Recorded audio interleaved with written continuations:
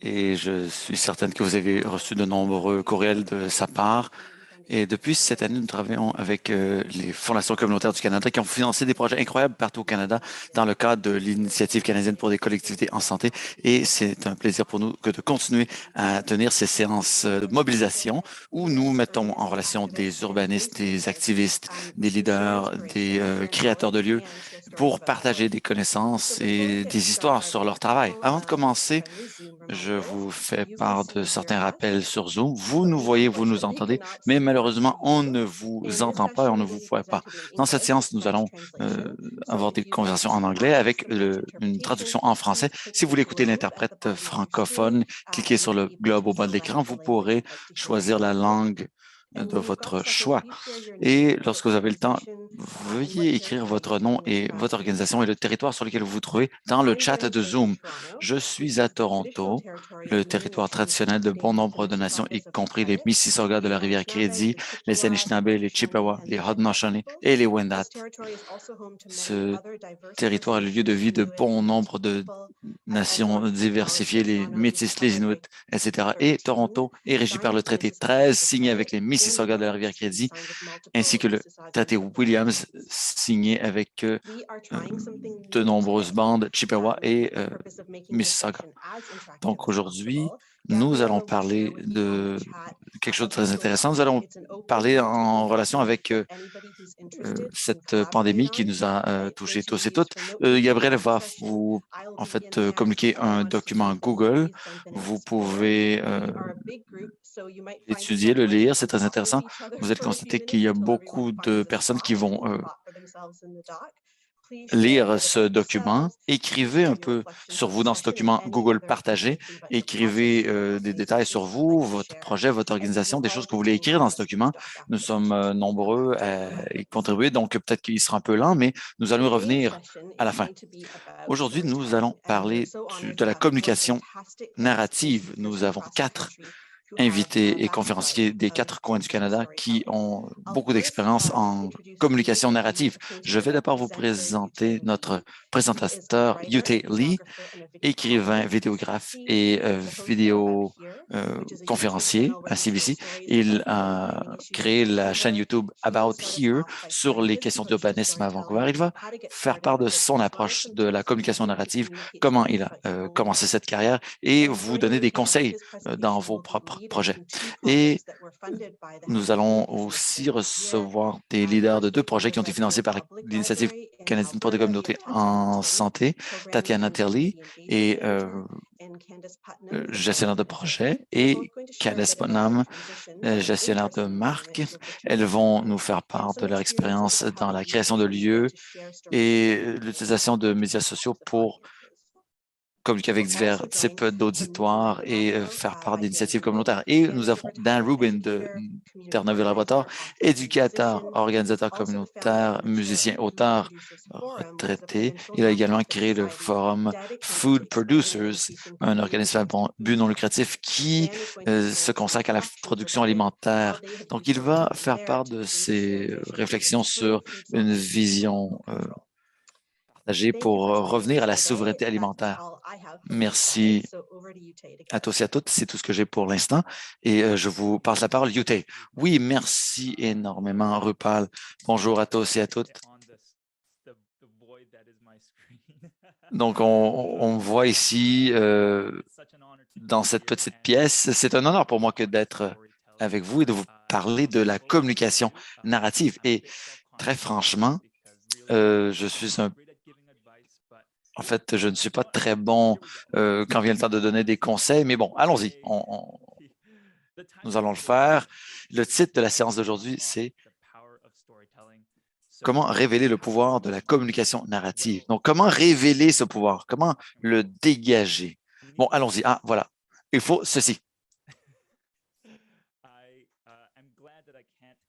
Je suis content du fait que je ne vous vois pas. Je suis un peu timide. Je ne peux pas voir les réactions des gens quand je fais des jokes plates.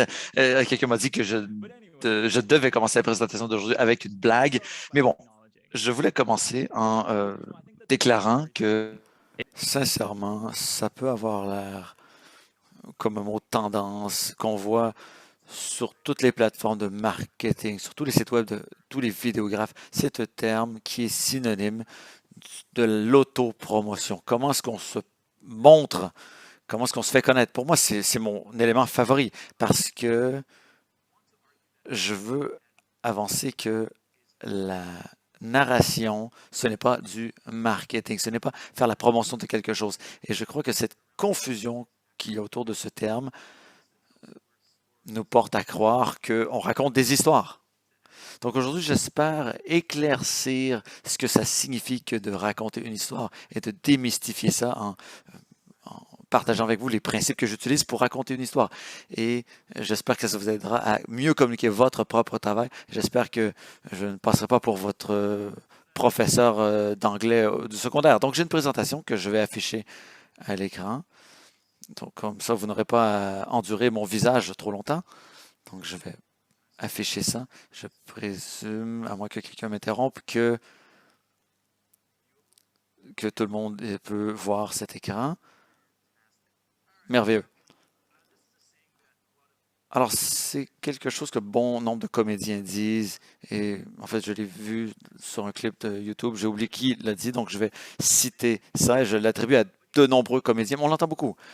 La comédie, le but de la comédie, d'abord et avant tout, c'est de faire rire les gens. Ce n'est pas une question de présenter des histoires de façon intelligente ou d'être euh, politiquement correct ou incorrect, c'est une question de faire rire. Il faut faire rire. Je crois que les mêmes principes s'appliquent à la narration, à la communication narrative. Et voici ce que je vais vous dire.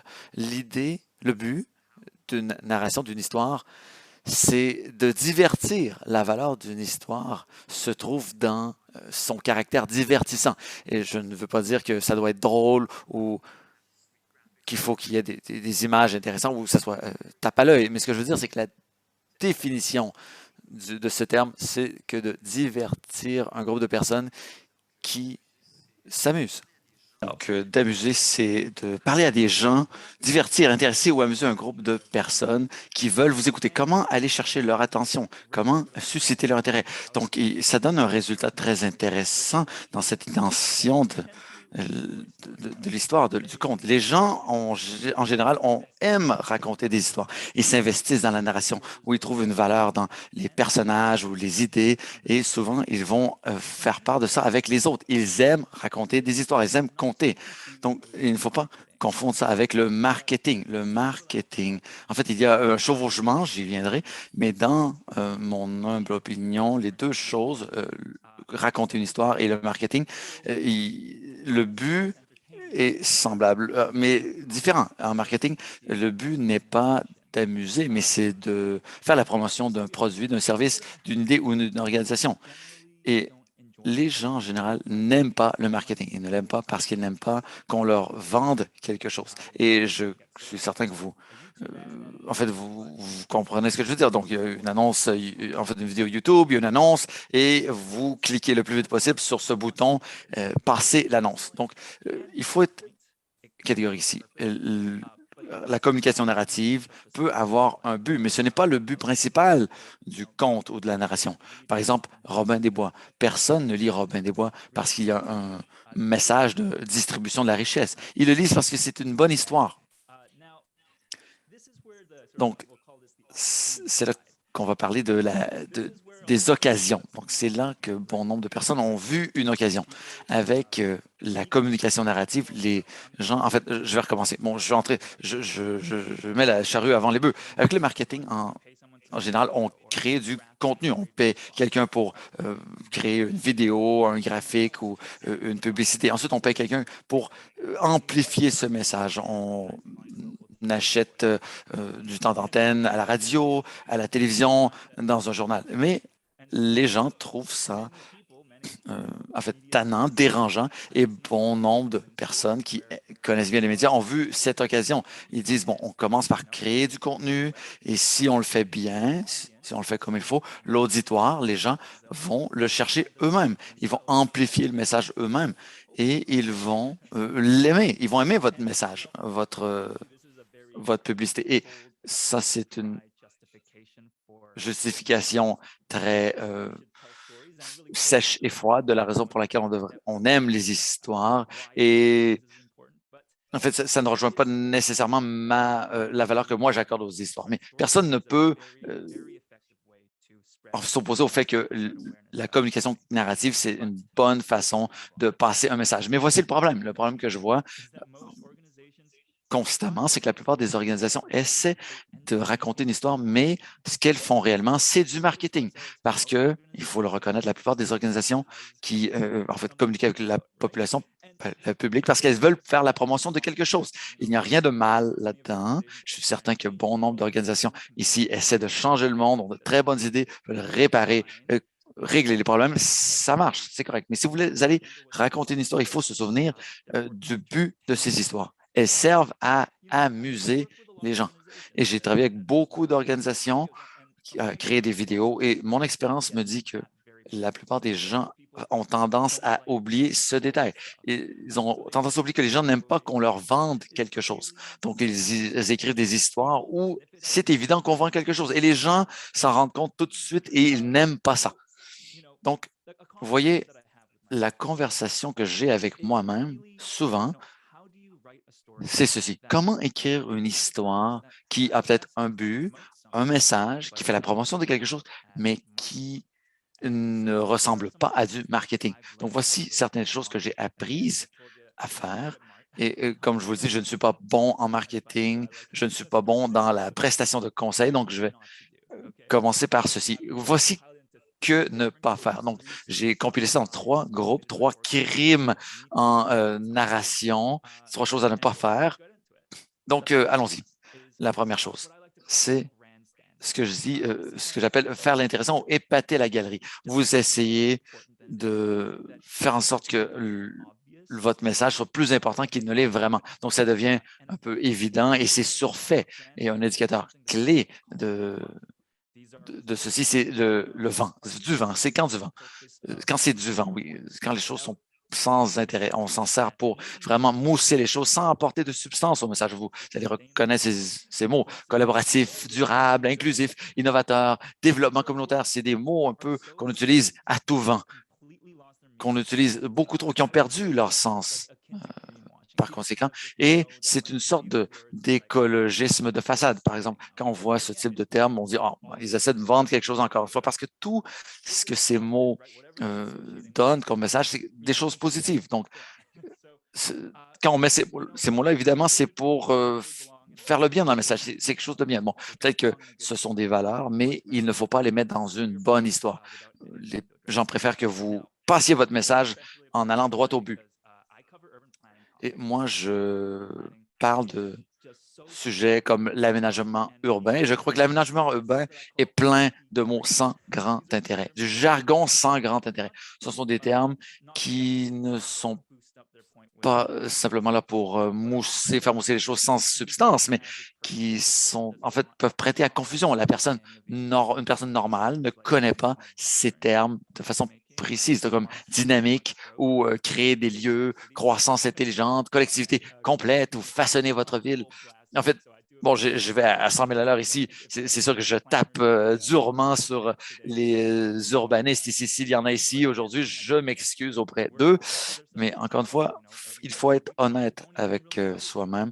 On ne sait probablement même pas ce que veulent dire ces termes. Et pour l'auditoire normal, ces termes sont, en fait, nous disent d'emblée qu'est-ce qu'on essaie de faire, qu'est-ce que les gens essaient de faire. Donc, il y a un crime ici. C'est un crime pour les compteurs de ce monde. Le prochain crime que les gens commettent, c'est c'est ce que j'appelle la position de défense. Donc, c'est une histoire où il n'y a pas de méchant, pas de problème, que des solutions, que de l'espoir, et c'est irréaliste. Donc, ça, c'est un indicateur très clair de ce type de méthode de narration. C'est quand dans votre histoire, il y a des énoncés très inoffensifs contre lesquels personne n'est en désaccord. Par exemple, on veut des villes, enfin, des rues sécuritaires pour tout le monde. Évidemment, tout le monde le veut. Oui, évidemment, c'est une évidence. Et chaque politicien et tous les politiciens euh, sont, sont coupables d'avoir dit on veut des logements abordables pour tout le monde. Donc, ça, c'est un crime de lèse-majesté assez répandu. Donc, oui, si vous voulez bien raconter une histoire, éteignez votre téléphone. Oui. Donc, je vais en fait épargner les politiciens et le logement abordable. Mais c'est une autre façon d'indiquer clairement à votre auditoire que ce n'est pas vraiment une histoire, c'est plutôt du marketing, que vous êtes en train de leur vendre quelque chose. Et ça, euh, ce n'est pas à votre avantage. Donc, j'ai créé un test, une façon très simple de savoir si vos déclarations, vos énoncés sont du marketing. J'appelle ça le test du baratinage. Donc, est-ce que l'opposé de ce que vous dites paraît absurde? Si c'est le cas, c'est probablement de la foutaise en marketing. Donc, avant de passer à au prochain crime, à propos de la tension. Oui, soyons honnêtes, la tension, les problèmes ont tendance à être l'élément central d'une histoire et jouent un rôle central dans l'histoire.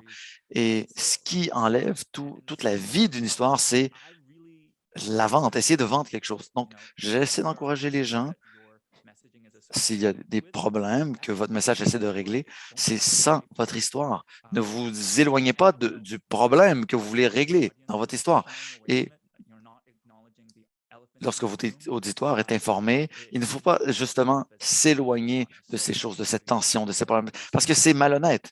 Donc, vous faites ça au détriment de votre message, de votre histoire, de votre conte, de votre narration. Donc, le troisième crime de lèse-majesté en matière de narration, j'appelle ça,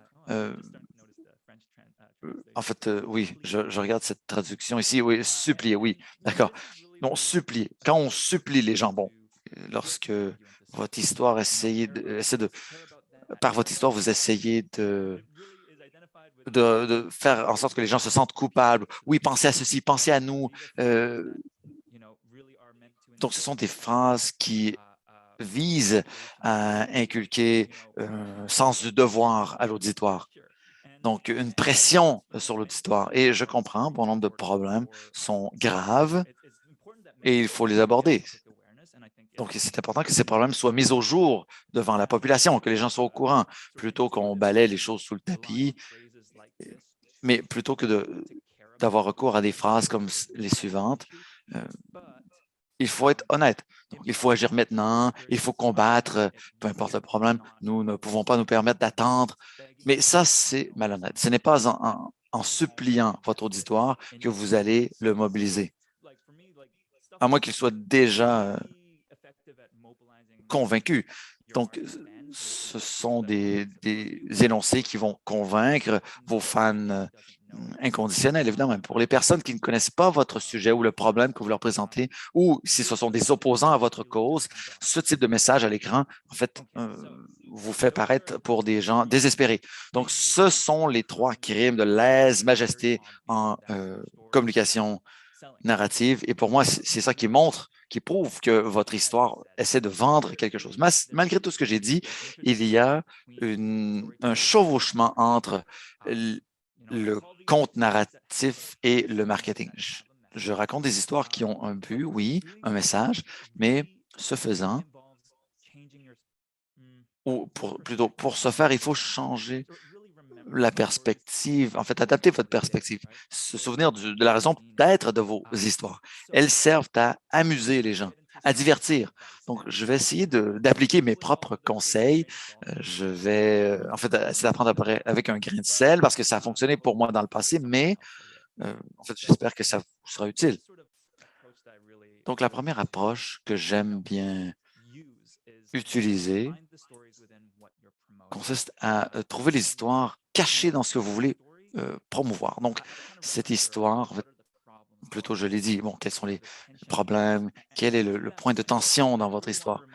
Et je veux vous rappeler que votre organisation ou votre point de vue, ou peu importe ce que vous défendez, ce n'est presque jamais le fil conducteur de l'histoire. Je vous donne un exemple. Voici une vidéo que j'ai produite récemment qui s'appelle Pourquoi avons-nous illégalisé les commerces en façade? J'ai travaillé avec un organisme à but non lucratif called Earthanarium.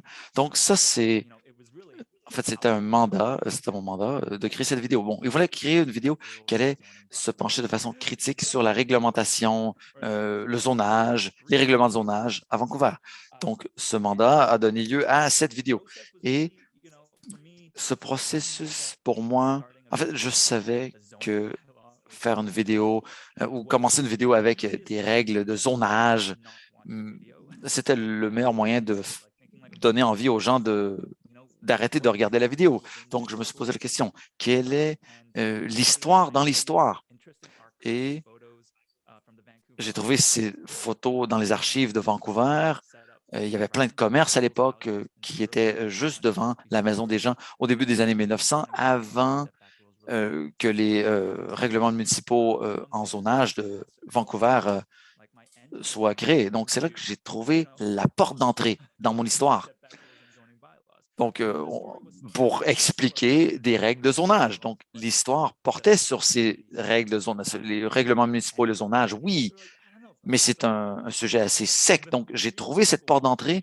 En fait, la raison pour laquelle les gens ont regardé cette vidéo, c'était cette question. Pourquoi avons-nous illégalisé les commerces en façade? Et je vous promets, c'est le seul moment où je vais faire de l'autopromotion ici. Je vais laisser ça ici. Et l'autre principe que j'essaie d'appliquer, c'est d'aller chercher la curiosité des gens, de piquer leur curiosité. Ce que je veux dire, c'est que j'essaie d'adopter le point de vue des gens, c'est-à-dire je me mets dans la peau de l'auditoire. Je le dirais d'une autre façon, je l'ai écrit ici, c'est de mettre l'auditoire derrière le volant. Comment est-ce qu'on le fait? Donc, essayez de penser à ceci. Au lieu de penser au message que vous essayez de véhiculer, pensez plutôt à ce que comprendra une personne normale de votre histoire. Quel est son degré de curiosité? Quels sont ses problèmes, ses préoccupations et comment est-ce que votre histoire s'inscrit dans ce courant de pensée? Et bien honnêtement, ce que ça veut dire, c'est que de laisser aller le contrôle de votre structure de l'histoire. Et souvent, je me dis, bon, voici le message que je veux véhiculer, voici l'histoire, mais quand j'écris cette histoire, je découvre que l'histoire change beaucoup parce que ce n'est plus moi qui est derrière le volant. Et je me dis, quel est le processus intellectuel de l'auditoire? Quel est leur degré de curiosité? Et une autre façon d'aborder la chose, c'est, vous voyez, une structure, vous savez peut-être, vous connaissez peut-être cette structure. Bon, il y a problème-solution. Bon, vous créez un problème pour que l'auditoire comprenne. Donc, vous créez un problème pour que les gens s'y accrochent et que ça pique leur curiosité. Et votre histoire porte sur la création de solutions. Donc, un problème, solution, instabilité, stabilité. Donc, ce que vous ne savez pas, ça vous rend curieux. Et en fait, vous ne savez pas quelque chose, je vais vous montrer ce que c'est. Je vais vous aider à régler le problème. Et en général, c'est une façon, en fait, un très bon point de départ dans votre histoire, dans votre conte. Et il y a beaucoup de choses à raconter ici. Évidemment, on n'a pas le temps de d'entrer dans tous les détails, mais heureusement pour vous, il y a une vidéo YouTube qui, selon moi, est en fait, une classe de maître. Ça vous explique de façon très maîtrisée comment faire ça. C'est Larry McKechnie de l'Université de Chicago. Comment raconter votre histoire. Donc, c'est une vidéo d'une heure et demie.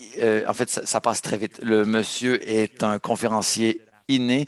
Si ça vous intéresse, je vous invite à regarder cette vidéo. Ça va vous expliquer comment améliorer vos compétences en rédaction d'histoire, en préparation d'histoire, en scénarisation de votre histoire. Je vous invite à regarder cette vidéo, c'est très, très utile. Donc, la dernière suggestion, c'est que de créer de la valeur.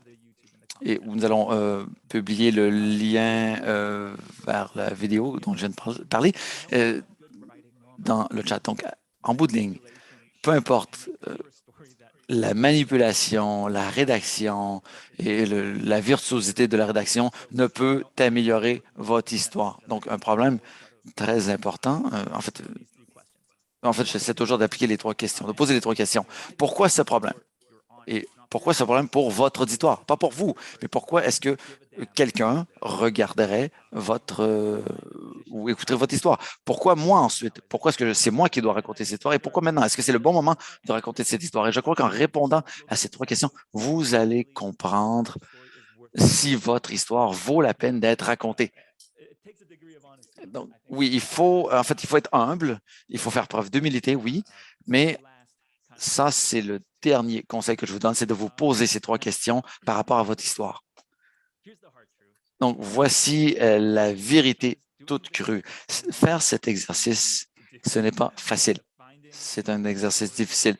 Trouver les histoires qui ont un but, qui ont un message et qui n'ont pas l'air ne ressemblent pas à du marketing, c'est ce que j'essaie de faire tous les jours et j'ai bien du mal à le faire.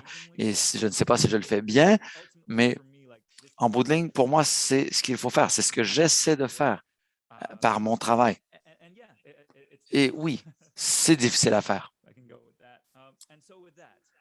Donc, pour conclure, j'ai quelques conseils finaux qui reviennent aux façons de créer un environnement où vous pensez davantage à votre façon de raconter une histoire. Donc, premièrement, trouvez des conteurs dans votre organisation et donnez-leur le pouvoir de raconter des histoires. Mon expérience me dit qu'il y a des gens qui ont plus de compétences innées en narration. Ce sont des gens qui passent sous le radar parfois, mais lorsque vous avez identifié qui sont ces gens, donnez-leur du pouvoir. Ne vous mettez pas en travers de leur chemin. Ne leur dites pas, oui, tu dois dire ci, tu dois dire ça, tu ne peux pas parler de ça parce que, etc., etc. Mais donnez-leur la liberté de raconter des histoires. Premièrement, il faut qu'ils aient de la marge de manœuvre.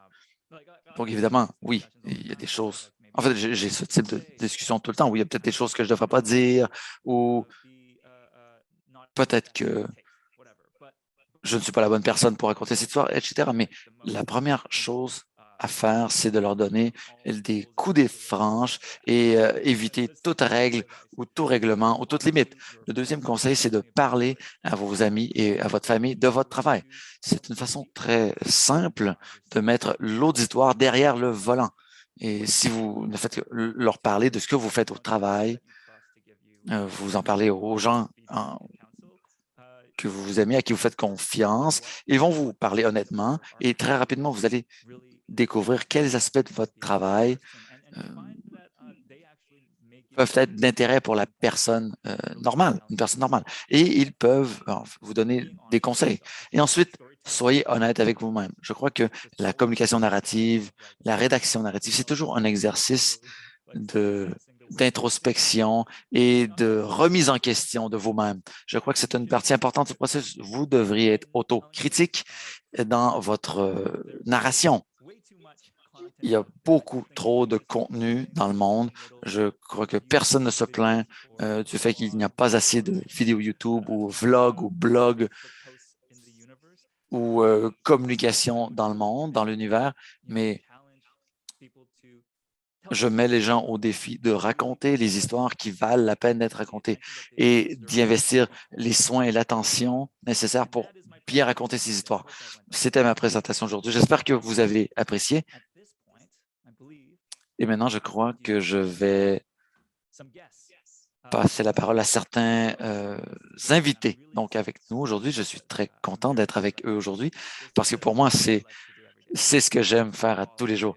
Donc, faire du remue-ménage ou parler de façon de mieux raconter des histoires. Nous avons Dan Rubin du Food Producers Forum. Et oui, bonjour Dan. Oui, vous avez compris, avant que je le dise, nous avons Tatiana Tilley des bibliothèques publiques de Red Deer, ainsi que Candice Putnam des bibliothèques publiques de Red Deer. Comment allez-vous? Bonjour, ça va bien. Merci. Merci, bonjour. Je suis content d'être ici. Moi, je suis très content d'être ici et de discuter avec vous. Commençons par une introduction toute simple. Dites-nous ce que vous faites et comment vous en êtes venu à travailler avec l'Initiative canadienne pour des collectivités en santé. Commençons par Dan, si ça ne vous dérange pas.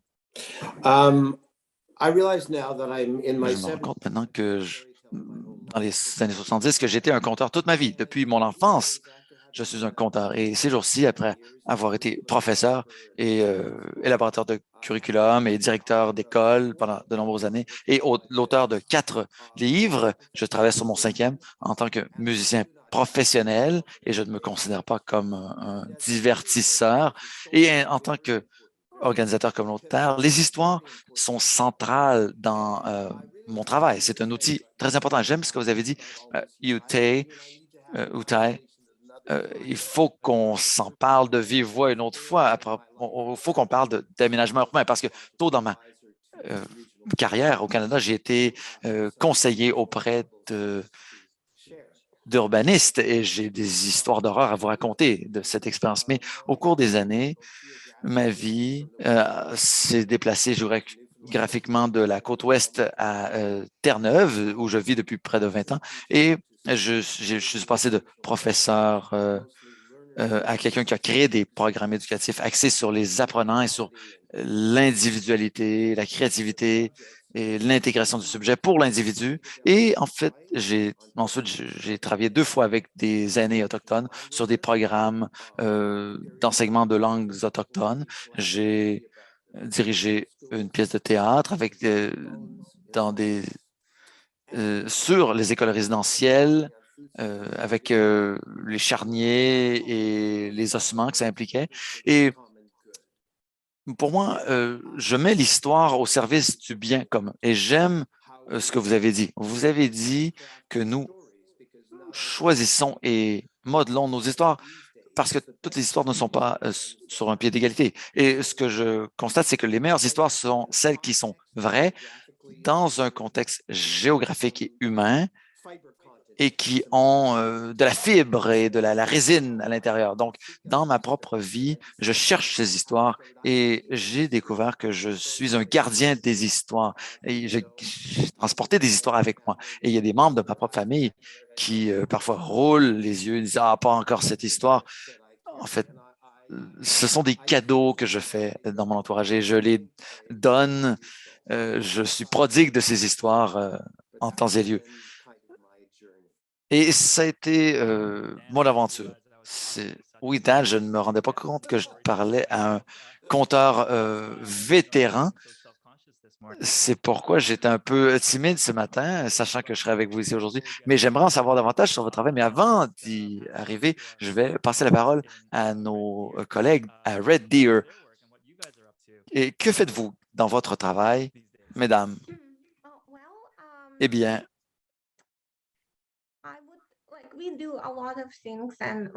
on fait beaucoup de choses différentes. La bibliothèque publique de Red Deer a été fondée en 1914 et les bibliothèques publiques au Canada sont des lieux où on peut venir gratuitement et personne ne va nous vendre quoi que ce soit. Donc, c'est la seule chose que je pourrais dire à propos de nous. C'est peut-être le seul endroit dans la société d'aujourd'hui où c'est le cas. Nous étions très contents de savoir qu'on pouvait soumettre un projet en vertu de l'Initiative canadienne pour des collectivités en santé en mars 2021, à une époque où c'était parfait pour nous, parce que on essaie de déterminer ce qu'on ferait l'été pour notre communauté, parce qu'on savait qu'on ne serait pas capable de fournir des programmes à l'intérieur. Donc, nous avons créé un programme de bibliothèque mobile dans des parcs pour nous assurer qu'on aurait de bons outils pour être présent dans la communauté, parce que à cause de la pandémie, on essaie d'être présent dans la communauté de toutes les façons possibles, parce que notre objectif en tant que bibliothèque publique, c'est d'enrichir la vie des gens, la vie des membres de notre communauté, en leur donnant accès à la culture et à la connaissance et en faisant la promotion de la littératie. Donc, pas simplement l'alphabet et savoir compter, mais il y a d'autres littératies. La culture financière, la littératie économique, la littératie domiciliaire, comment gérer sa vie. Donc, nous avons obtenu du financement pour fournir à notre bibliothèque les outils nécessaires pour euh, créer des bibliothèques mobiles à Red Deer. Et nous avons créé des logos, des structures pour que notre personnel bibliothécaire soit tout l'été dans la communauté, réparti dans la communauté et qu'il rencontre des personnes, des familles, parce qu'on ne pouvait pas les rencontrer à l'intérieur de notre bibliothèque.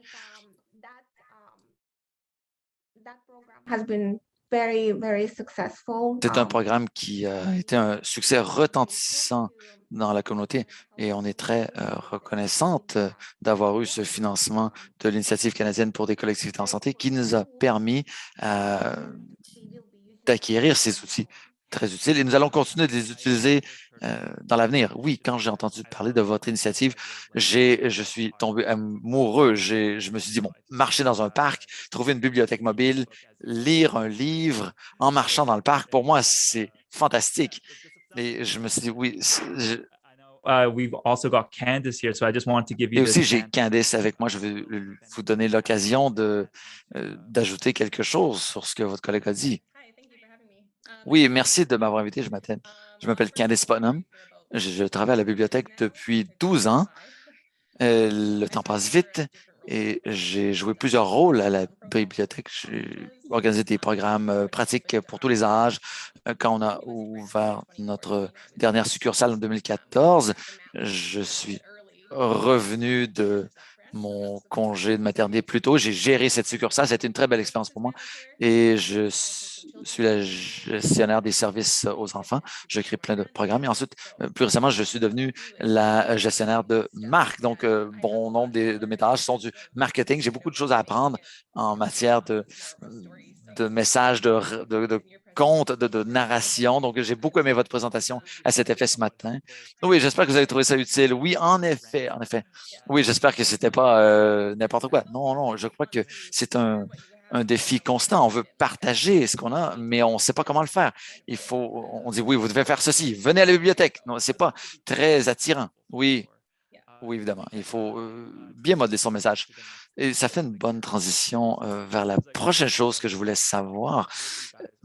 Vous trois êtes des gens d'expérience dans la communication narrative, dans le conte. Et j'étais un peu curieux. Selon vous, quelles sont les histoires ou les initiatives qui rejoignent vos auditoires le plus? Quelle est votre stratégie? Est-ce qu'il y a en fait, des éléments connecteurs entre ces choses? J'aimerais ouvrir la conversation. Si vous avez des idées à brûle pour point, allez-y.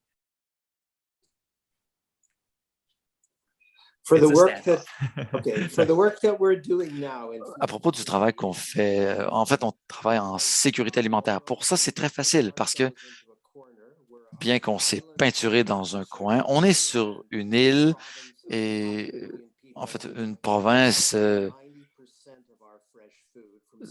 dans la province, on est sur une île, on est 500 000 habitants qui importons 90 de nos aliments. On est la population la moins saine et qui est aux prises avec la plus grande insécurité alimentaire du pays. Il y a 20 ans, c'était le contraire. Et j'ai vu des centaines d'exemples de tout ça partout dans la province. Des milliers de personnes qui retournent à la production alimentaire locale. Le défi de trouver des histoires, c'est facile. J'ai envoyé une liste de 40 personnes à CBC, 40 personnes qui devraient interviewer. Ils ont commencé par le commencement. Ils sillonnent la province pour interviewer des producteurs alimentaires ou des gens qui retournent la production alimentaire dans la communauté. Et pour moi, ça a été facile, mais ce n'est pas toujours facile que de trouver la bonne personne ou la bonne histoire à raconter, surtout pour éviter le piège du marketing. Je crois que c'est un art que de pouvoir distinguer une histoire qui parle parce qu'elle est vraie et on tend à généraliser parce que la généralisation, c'est pas très puissant. C'est ça ce qu'il faut faire. Il faut trouver la bonne personne avec la bonne histoire. Ça, c'est très intéressant. Vous avez raison. Tout à fait. La sécurité alimentaire en soi est une histoire très aguichante, mais c'est aussi très générale. Une histoire très générale. Un autre cliché, c'est les changements climatiques. Oui, tout le monde en parle à tous les jours. Oui. Et ça touche à tout, oui, je suis d'accord. L'art consiste à trouver un exemple concret, local, que les gens peuvent comprendre, avec lequel ils peuvent euh, euh, s'identifier géographiquement ou émotionnellement. Je suis curieux. Avez-vous réussi à trouver ces histoires? Quelles sont ces histoires que vous avez trouvées en matière de sécurité alimentaire qui sont venues vous chercher? Oui, je veux donner la chance de parler à mes collègues, mais je veux vous parler de cette histoire qui dit tout. Donc, l'évolution de notre projet vient du projet de serre de GeoNet. C'est un concept, en fait, c'est un concept de serre dont la base est dans la terre. Elle est creusée dans la terre. Donc, c'est le mariage entre une serre et un sous-sol où on utilise l'énergie thermique du sol. Et c'est très bien dans les climats nordiques. Et on fait ça à Terre-Neuve. Donc, on a commencé à en bâtir une. C'était la preuve pour tout le monde à la province que notre technologie était utile pour la production alimentaire locale. En fait, on voulait créer on a fait un appel d'offres. On a reçu 26 propositions dans toute la province, Terre-Neuve-Labrador. Donc, une de ces propositions était une lettre de Casey Budgell à Kings Point. Elle a signé elle-même. Je ne savais pas à l'époque si c'était une femme, un homme ou autre. Je ne voulais pas le savoir. Je ne voulais pas que ce soit un facteur de sélection. Elle a signé Casey Budgell, 14 ans, étudiante. C'était une proposition d'ajouter une serre sans plancher dans un jardin communautaire. Mais quand on est arrivé dans son jardin communautaire avec 16 personnes dont le maire, un député provincial, 2 fermiers locaux, 3 conseillers municipaux et 3 représentants d'une compagnie minière, c'était les parties prenantes de ce projet de cette fille de 14 ans qui était la chef de ce projet. Il disait, nous faisons ce qu'elle nous dit de faire. Tout le monde était d'accord. Et je lui avais parlé au téléphone. Je lui avais dit, oui, elle m'a dit, oui, nous avons le jardin communautaire. Ensuite, il faut bâtir une serre. Et après ça, nous allons créer un sous-sol pour avoir une capacité agricole dans notre communauté qui était une plaque tournante agricole traditionnellement. Nous allons mettre tous nos surplus dans le sous-sol, dans la cave, et quiconque a besoin de nourriture dans notre communauté l'hiver pourra simplement entrer et se servir. Donc, cette histoire, qu'est-ce qu'on peut dire? Ça, c'est une histoire qui vaut la peine d'être racontée et qui est racontée, qui a été racontée sur CBC Radio-Canada. Et c'est l'inspiration dont nous avons tous et toutes besoin pour nous rappeler de la raison pour laquelle nous sommes ici, ce que nous faisons. C'est un exemple d'une histoire qui rejoint les gens. J'adore. J'ai l'impression que Casey est une force de la nature incroyable. C'est une jeune fille incroyable. Vous avez dit 14 ans, j'ai eu arrêté de respirer. Oui, j'ai retenu mon souffle. Quelle inspiration. Oui, incroyable. Et ensuite, Bibliothèque publique de Red Deer, qu'est-ce que vous avez raconté? Oui, donc il ne faut pas comparer les projets, évidemment, mais quelle est votre approche? Qu'est-ce que vous trouvez qui vient rejoindre l'utilisateur de votre bibliothèque, l'utilisateur type? Oui, personnellement, je suis la gestionnaire de la mobilisation communautaire et des programmes communautaires. Donc, ce n'est pas mon travail que en fait, de faire la promotion de nos projets. Mais moi, je suis toujours à l'écoute de ce qui se passe localement au sein des organisations communautaires à Red Deer. J'essaie d'être là pour eux et on dit toujours oui quand ils nous approchent avec un projet. Donc, j'ai 3 histoires à raconter. Je serai brève. 3 histoires que nous avons relevées au cours des 3 dernières années. Une des histoires est la suivante. Puisque notre but en tant que bibliothèque municipale, c'est de mettre les gens en lien avec la connaissance. Et Quand la COVID est arrivée, on était très limité dans notre champ d'action. Certains programmes ont été en mesure de passer à un format virtuel et nous, il fallait attendre à la fin de la pandémie ou un retour en présentiel. Mais on a réussi à démarrer des projets nouveaux. Comme je l'ai dit plus tôt, on avait un partenariat avec Primary Network et on avait un employé à l'interne dans la bibliothèque lorsqu'il y avait des invités qui venaient. euh, on pouvait les recevoir et c'était le type de programme qui n'attirait pas de foule parce que c'était des conférences en bibliothèque où le sujet est un peu délicat, où l'heure de la journée n'était pas la plus courue. Et moi, des fois, j'étais un peu gêné parce qu'il y avait 3 ou 4 personnes qui venaient écouter nos conférenciers. Donc, je me disais, ça ne valait pas la peine d'avoir créé ce type de conférence ou de programme. Mais quand la pandémie est arrivée et que la télémédecine est arrivée, enfin, je ne sais pas pourquoi on a attendu si longtemps, nous avons commencé à discuter avec Primerica. On a dit, bon, pourquoi est-ce qu'on ne fait pas une édition de ces cafés, de ces conférences qu'on tenait à la bibliothèque sur Facebook Live?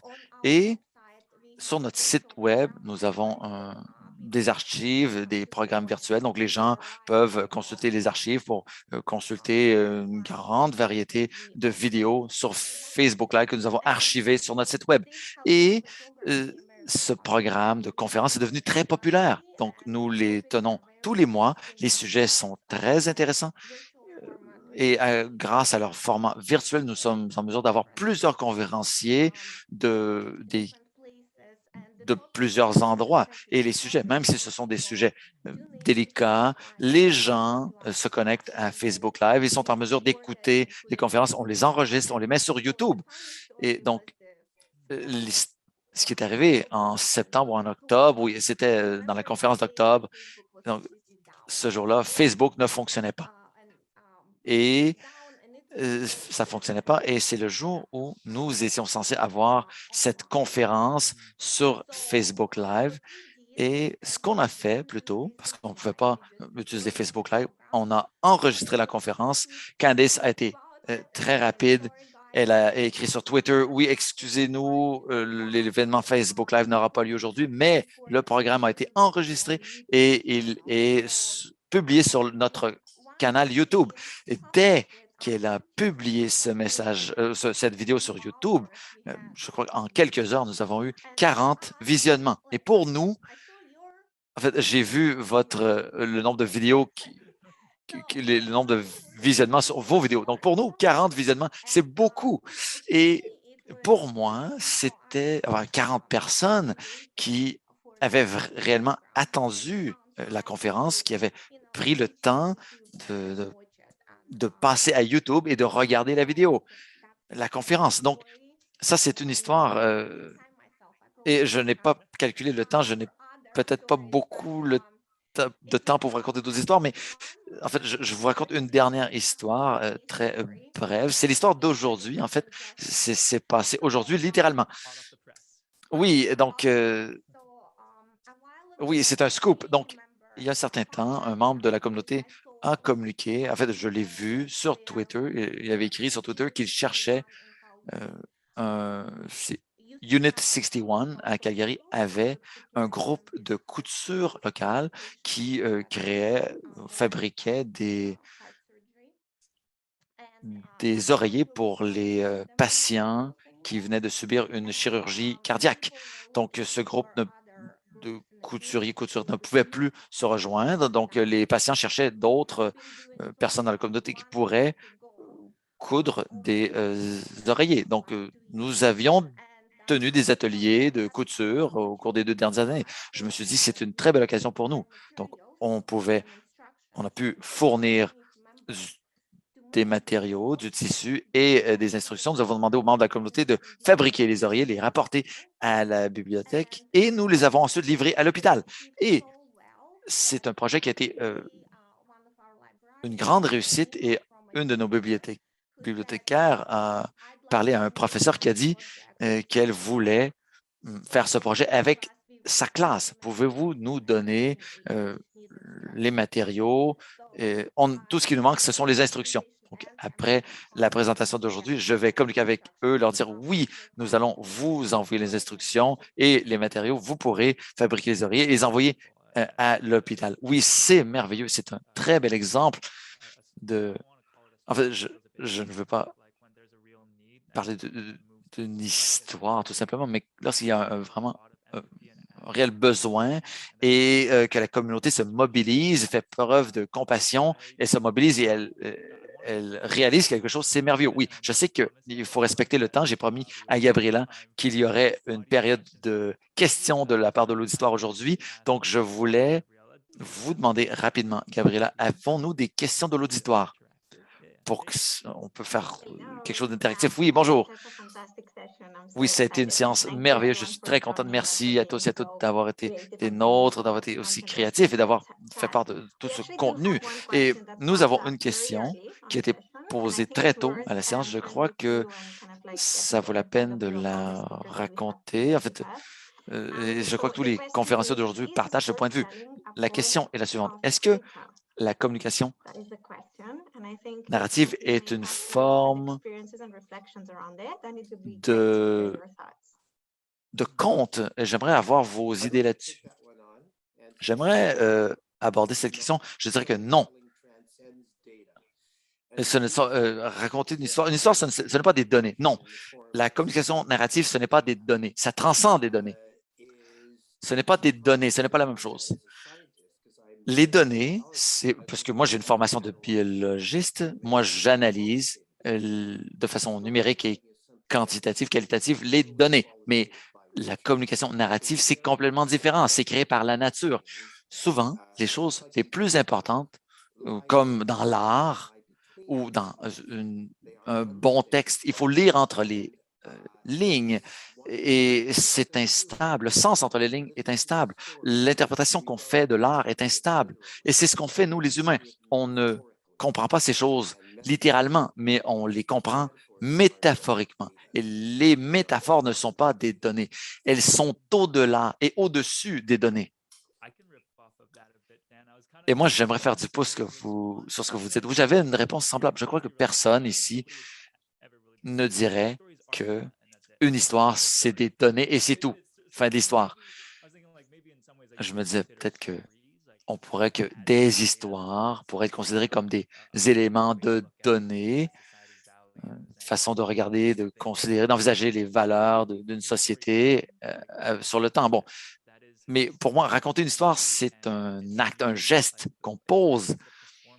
C'est la performance, la prestation, la façon de livrer les données, pour ainsi dire, l'information, le message. C'est ça pour moi la communication narrative. Raconter une histoire, c'est ça. Je n'ai jamais été capable d'entrer ça dans une mesure quantifiable ou répondant à des règles ou des ensembles de règles. Pour moi, raconter une histoire, c'est quelque chose de flou quand même. Donc, c'est mon grain de sel. Mais c'est une question très intéressante. Merci à la personne qui l'a posée. Candice, Tatiana, avez-vous quelque chose à ajouter pour répondre à cette question? Bien sûr, oui, je vais dire que je suis d'accord. Nous, les bibliothécaires, on recueille des statistiques, des chiffres, on compare ceci, on compare cela et tout. Mais quand il faut diffuser une histoire, c'est tout à fait différent. C'est une question de partager une expérience, un sentiment et ce type de choses. Et je donnerai un conseil, en fait, de mon expérience dans l'utilisation des médias sociaux, c'est qu'il y a tellement d'informations qui est communiquée tout le temps et partout, l'information réelle, véridique ou non. Et on utilise les médias sociaux tout le temps pour faire la promotion de choses, des programmes à venir, des collections de livres, d'art, d'œuvres d'art. Et ces communications sont importantes, mais ne sont pas si intéressantes. C'est mon point de vue. Donc, quand on peut montrer le vrai visage des vraies personnes qui font de vraies choses à la bibliothèque, c'est là qu'on va chercher les gens. Et c'est difficile pour moi que de prendre le temps dans ma journée de faire part de ces histoires à succès dans la bibliothèque. Mais ce sont les meilleures choses qu'on peut mettre sur les médias sociaux. Récemment, par exemple, nous avons eu un événement le mois dernier, un événement lecture. C'est quelque chose qu'on fait tout le temps et on a publié quelques photos du personnel qui se préparait au programme. On a publié des photos en cours d'événement et ensuite des photos après l'événement. Et le fait de pouvoir raconter ces histoires et ces histoires très envoûtantes, c'était le meilleur type de marketing, comme on l'a dit aujourd'hui. Et vous allez peut-être dire, bon, à quoi ça sert de publier des photos d'un événement après l'événement? Parce que les gens le voient maintenant, ils ont manqué l'événement. Mais euh, en réalité, ils vont regarder ça, ils vont dire, ah, c'était un événement, la guerre des étoiles avec Darth Vader et des soldats Stormtroopers et des Jedi. Donc, c'est intéressant de montrer ça parce que ça va mousser l'intérêt des gens pour les événements à venir et ça va leur montrer ce que la bibliothèque est, ce qu'elle peut devenir et ce qu'elle peut faire. Et ensuite, les membres de la communauté sont ceux qui prennent les photos, qui les publient sur les médias sociaux. Donc, ça les fait participer. Donc, je dirais, c'est une façon de dire que ce ne sont pas des données. C'est quelque chose de tout à fait différent.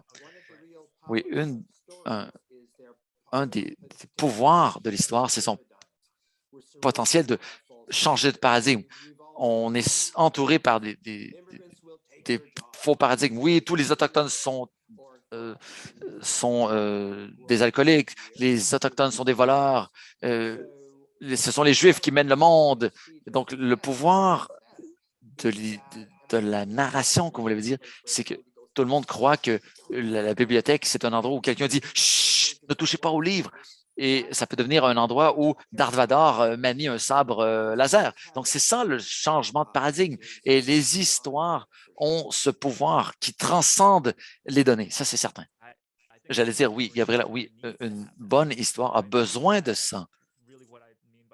C'est ce que je veux dire quand je dis, oui, il faut aller piquer la curiosité des gens. Personne ne veut entendre une histoire qui porte sur quelque chose qu'ils connaissent déjà. La plupart des gens sont curieux, en fait, leur curiosité porte sur quelque chose qu'ils ne connaissent pas. Si vous leur donnez un ensemble d'idées qui remettent en question ce que les gens pensent déjà de leur monde, vous avez de fortes chances de leur communiquer une très bonne histoire. Donc, on en restera à ça. Oui. Merci énormément. Je me sens un peu comme la police du temps. C'est une conversation très inspirante et intéressante et je suis certaine qu'on pourrait continuer longtemps et il va falloir faire un suivi sur ces sujets, justement. Cela dit, il va falloir commencer à conclure cette séance. Nous voulons respecter le temps de tous et de toutes. Nous espérons que c'est le commencement d'une discussion plus vaste et c'est très important. On veut s'assurer qu'il y a une occasion de suivi en plus petites discussions en groupe où on, on pourra voir les visages des 70 personnes qui sont des nôtres aujourd'hui et entendre leur propre histoire parce que nous venons d'un contexte et précis, nous avons beaucoup de choses à apprendre. Donc, pour conclure la séance, premièrement, merci à tous les conférenciers, toutes les conférencières d'aujourd'hui. C'était un plaisir immense que de vous recevoir et nous espérons, en fait, nous vous remercions d'avoir participé à l'initiative pour les collectivités en santé et aussi, nous voulons faire un suivi sur ces conversations et nous allons publier dans le chat un court sondage. Nous vous promettons que ça dure moins de 3 minutes. Nous n'aimons pas répondre aux sondages non plus, donc nous comprenons euh, vos réticences possibles, mais nous allons, en fait, nous voulons recevoir vos commentaires sur la séance d'aujourd'hui. Et si vous voulez continuer cette conversation, vous pouvez nous envoyer votre adresse courriel pour qu'on puisse continuer la conversation ensemble. Donc, ça se passe dans le chat de Zoom à l'heure actuelle. Et cette séance a été enregistrée. L'enregistrement, la vidéo de l'enregistrement de cette séance sera publiée par courriel dans le courriel de suivi. Et c'est bientôt la fin de l'année et il y reste une séance de mobilisation qui aura lieu le 7 décembre et qui portera sur les activités hivernales et les programmes extérieurs pendant l'hiver. Donc, nous espérons que vous y serez et je crois que jusqu'à maintenant, ça a été le sondage s'est très bien déroulé. Continuons ensemble et j'espère que vous aurez, en fait, vous passerez une belle journée, une belle soirée en fonction de où vous êtes. Bonne journée. Au revoir. C'est un plaisir. Merci. Au revoir à tous et à toutes.